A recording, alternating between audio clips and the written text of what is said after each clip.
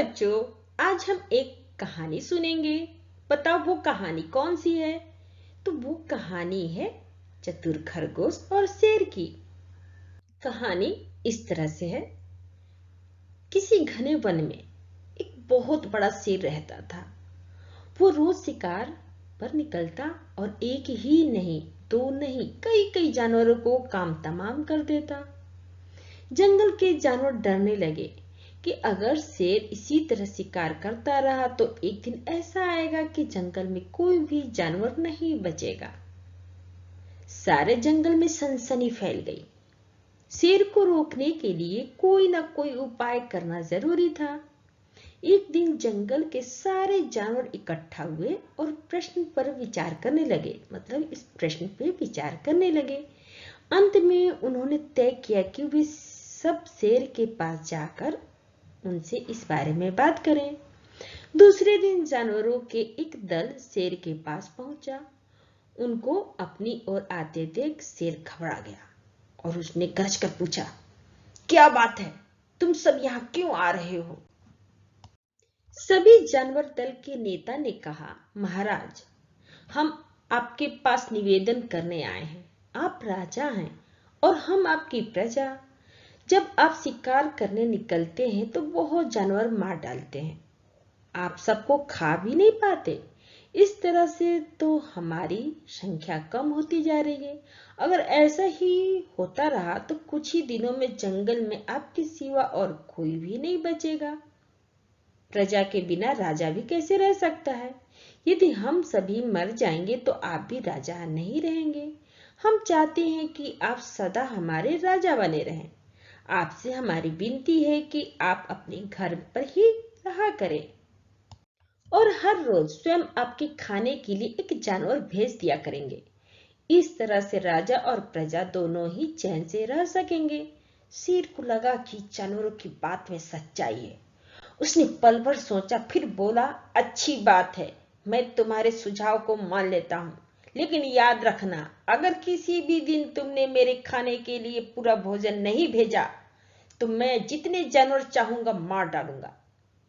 जानवरों के पास तो और कोई चारा नहीं, इसलिए उन्होंने शेर की शर्त मान ली और अपने अपने घर चले गए। और उस दिन से हर रोज शेर के खाने के लिए एक जानवर भेजा जाने लगा। इसके लिए जंगल में रहने वाले सब जानवरों में से एक एक जानवर की बारी बारी से चुना जाता था। कुछ दिनों बाद खरगोश की बारी भी आ गई। शेर के भोजन के लिए एक नन्हे से खरगोश को चुना गया। वो खरगोश जितना छोटा था उतना भी चतुर भी था। उसने सोचा, बेकार में शेर के हाथों मरना मूर्खता है। अपनी जान बचाने का कोई ना कोई उपाय अवश्य करना चाहिए और हो सके तो कोई ऐसी तरकीब ढूंढनी चाहिए जिससे सभी की इस मुसीबत से सदा के लिए छुटकारा मिल जाए। आखिर उसने एक तरकीब सोची ही निकाली। खरगोश धीरे धीरे आराम से शेर के घर की ओर चल पड़ा। जब वो शेर के पास पहुंचा तो बहुत देर हो चुकी थी। भूख के मारे शेर का बुरा हाल हो रहा था। जब उसने सिर्फ एक छोटे से खरगोश को अपनी ओर आते देखा तो गुस्से से बौखला उठा और गरज कर बोला, किसने तुम्हें भेजा है? एक तो पिद्दी जैसे हो, दूसरे इतनी देर से आ रहे हो। जिन बेवकूफों ने तुम्हें भेजा है मैं उन सबको ठीक करूंगा। एक एक का काम तमाम ना किया तो मेरा नाम शेर नहीं।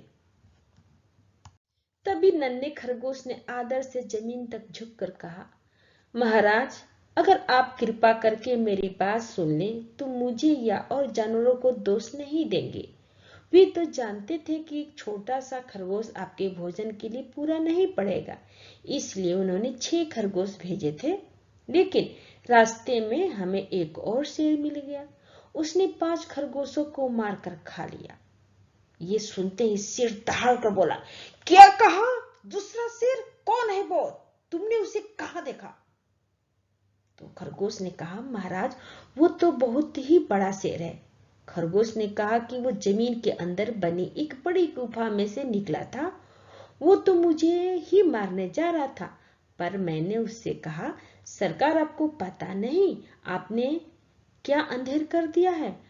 हम सब अपने महाराज के भोजन के लिए जा रहे थे, लेकिन आपने उनका सारा खाना खा लिया है। हमारे महाराज ऐसी बातें सहन नहीं करेंगे। वे जरूर ही यहाँ आकर आपको मार डालेंगे। इस पर उसने पूछा, कौन है तुम्हारा राजा? तो मैंने जवाब दिया, हमारा राजा जंगल का सबसे बड़ा शेर है। महाराज मेरा ऐसा कहते वो गुस्से से लाल पीला होकर बोला, बेवकूफ, इस जंगल का राजा सिर्फ मैं हूं। यहाँ सब जानवर मेरी प्रजा है। मैं उनके साथ जैसा चाहूं वैसा कर सकता हूं। जिस मूर्ख को तुम अपना राजा कहते हो, उस चोर को मेरे सामने हाजिर करो। मैं उसे बताऊंगा कि असली राजा कौन है। महाराज इतना कहकर उस शेर ने आपको लिवाने के लिए मुझे यहां भेज दिया। खरगोश की बातें सुनकर शेर को बड़ा गुस्सा आया और वो बार बार गरजने लगा। उसकी भयानक गरज से सारा जंगल दहलने लगा। मुझे फौरन उस मूर्ख का पता बताओ, शेर ने दहाड़ कर कहा। जब तक मैं उसे जान से नहीं मार दूंगा मुझे चैन नहीं मिलेगा। बहुत अच्छा महाराज, खरगोश ने कहा। मौत ही उस दुष्ट की सजा है। अगर मैं और बड़ा और मजबूत होता तो मैं खुद ही उसके टुकड़े टुकड़े कर देता। चलो रास्ता दिखाओ, शेर ने कहा। फौरन बताओ किधर चलना है। इधर आइए महाराज। खरगोश रास्ता दिखाते हुए शेर को एक कुएं के पास ले गया और बोला, महाराज वो दुष्ट शेर जमीन के नीचे किले में रहता है। जरा सावधान रहिएगा। किले में छुपा दुश्मन खतरनाक होता है। मैं उससे निपट लूंगा, शेर ने कहा। तुम ये बताओ कि वो है कहां? पहले जब मैंने उसे देखा था तब वो यहीं बाहर खड़ा था। लगता है आपको आता देखकर वो किले में घुस गया। आइए मैं आपको दिखाता हूं। खरगोश ने कुएं के नजदीक आकर शेर से अंदर झांकने के लिए कहा। शेर ने कुएं के अंदर झांका तो उसे कुएं के पानी में अपनी परछाई दिखाई दी। परछाई को देखकर शेर जोर से दहाड़ा। कुएं के अंदर से आती हुई अपने ही दहाड़ने की गूंज सुनकर उसने समझा कि दूसरा शेर भी दहाड़ रहा है। दुश्मन को तुरंत मार डालने के लिए इरादे से वो फौरन कुएं में कूद पड़ा।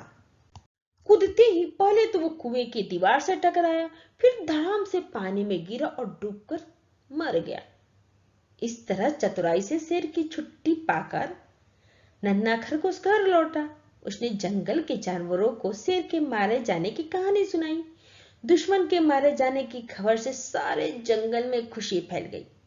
जंगल के सभी जानवर खरगोश की जय जयकार करने लगे। इस कहानी से हमें ये शिक्षा मिलती है कि हमें घोर संकट की परिस्थितियों में भी हमें सूझबूझ और चतुराई से काम लेना चाहिए और आखिरी दम तक प्रयास करना चाहिए।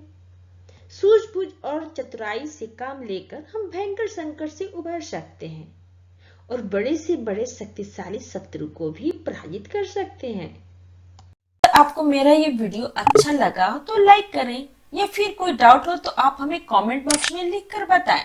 अगर आप पहली बार मेरे चैनल पे आए हैं तो सब्सक्राइब करें और बेल आइकन को प्रेस करें, जिससे आपको मेरे नए वीडियो का नोटिफिकेशन सबसे पहले मिले। थैंक यू बच्चों, फिर मिलते हैं अगले वीडियो में।